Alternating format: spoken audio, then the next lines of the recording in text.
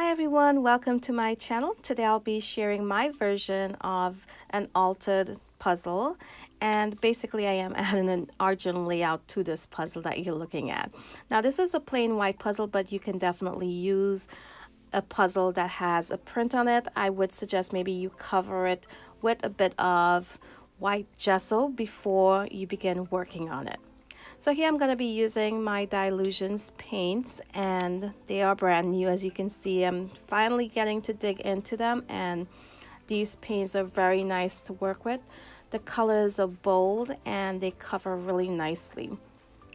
And all of the items that I use today, all of the colors and so on, will be listed down below in the description box, so be sure to check it out.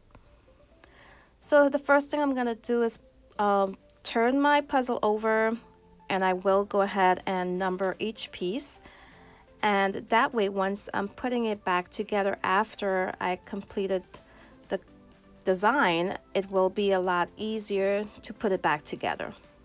And that's what I'm doing right now. Once I'm done adding the numbers, I will go ahead and pull it apart.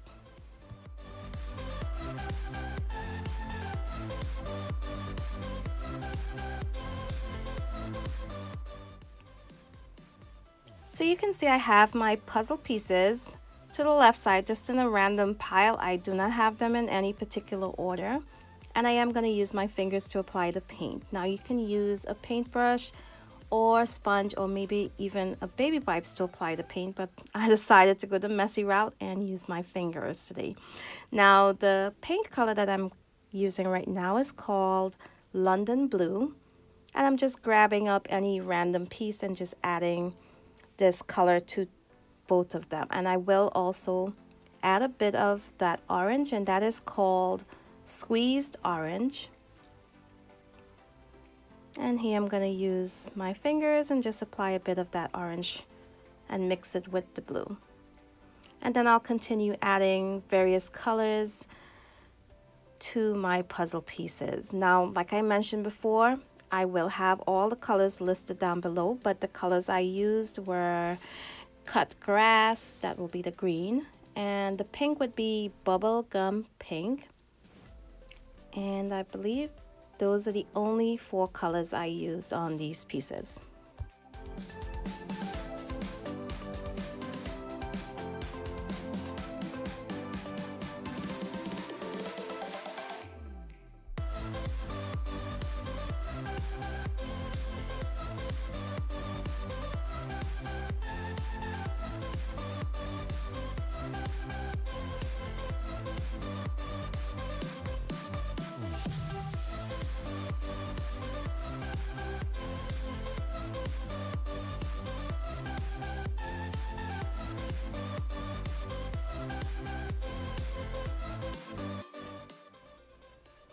So I wanted to add an element to all of these pieces that would bring them all together and make them look as one design, since they're all different colors. And I decided to go with some splatters, and here I'm just adding some white splatters using some white ink. And I am going to add some black splatters as well using the black India ink. I'm just helping them dry off a bit, and here is a close-up look at what they look like so far.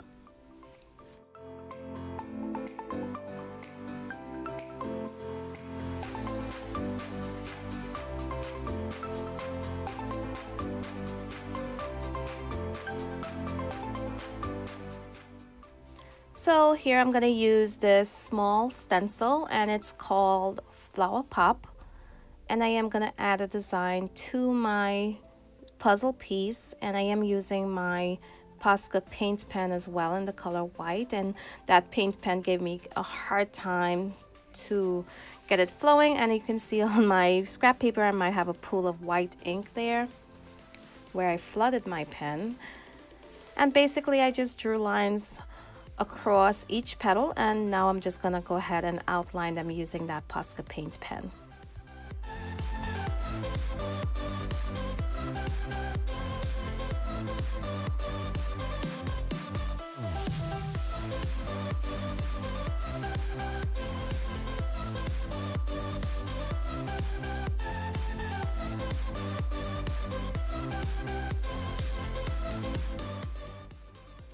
So that Posca paint pen was giving me such a hard time. I decided to go ahead and use some of this white linen Dylusions paint. And I am going to use a little dauber to apply the paint through the stencil. And I apply this, I believe, on maybe 2 or 3 of the puzzle pieces. But I will also switch out the stencil that I'm using. Right now I am using Flower Pop. I will switch it out to a heart stencil in just a few moments. And the heart stencil came from the Dylusions Hearts and Edge stencil and stamp set.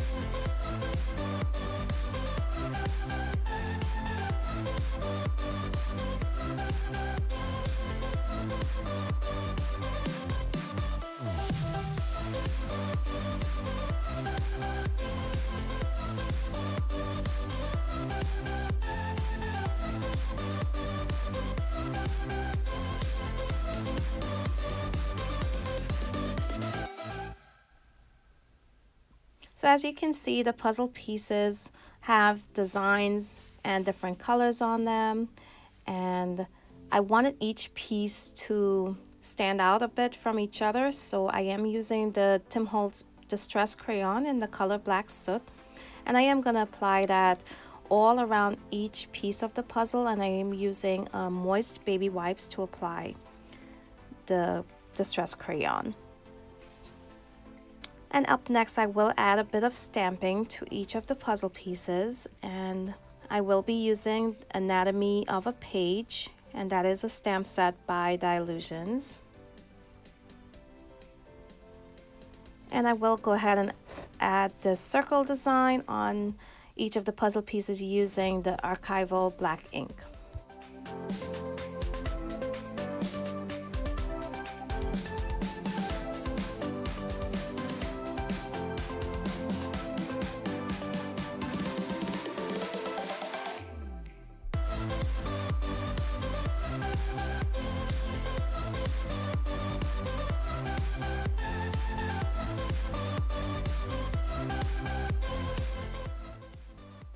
So of course you can add more or less to your design on your puzzle background, but I decided at this point that was enough. I wanted to stop there, and here I am just piecing back all of these puzzle pieces together.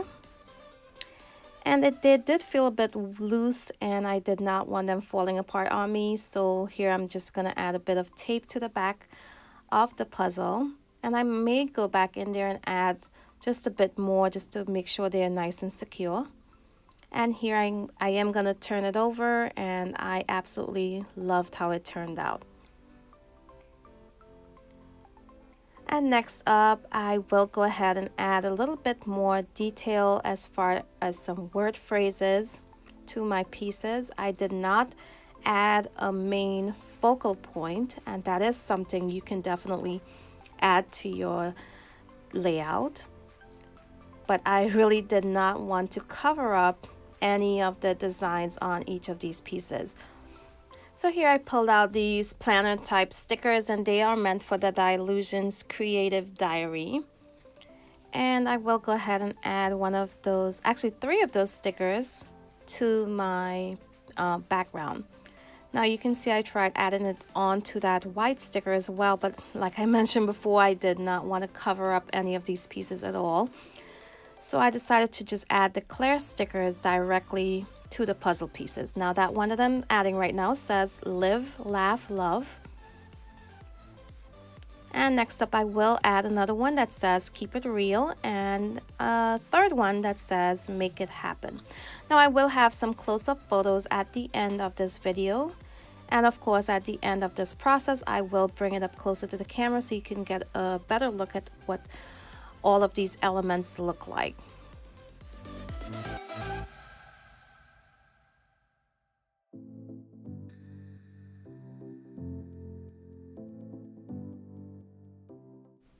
So there I went ahead and added the word believe using a stamp from the Anatomy of a Page stamp set. And now I'm going to add the word love using these Dylusions small alphas.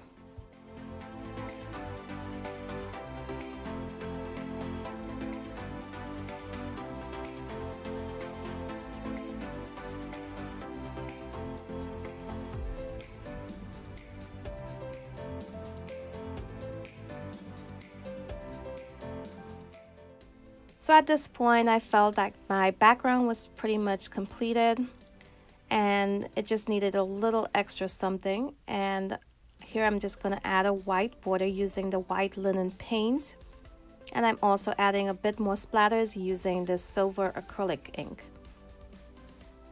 And what really pulled it together would be this Faber Castell marker that I'm using right now to add a very thin black border all around my puzzle.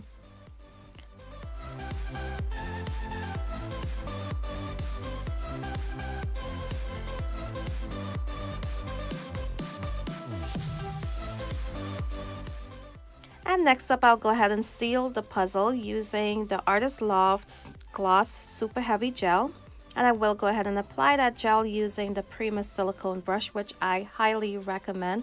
It is so easy to clean up after using it, and it helps me to apply just a very thin layer to my background.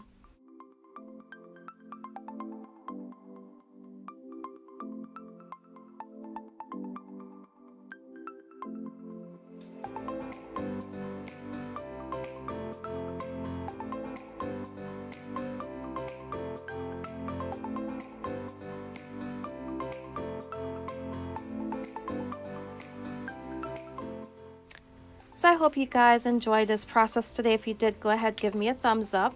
And if this process inspired you at all to alter a puzzle of your own, be sure to share it with me either on Instagram or in the Facebook group. I will have both of those links down below. And like I mentioned before, all of the products that I used today will be listed down below as well. So I want to thank you guys for watching today, and stick around. I will have some close-up photos coming up in just a few moments. And until my next video, bye!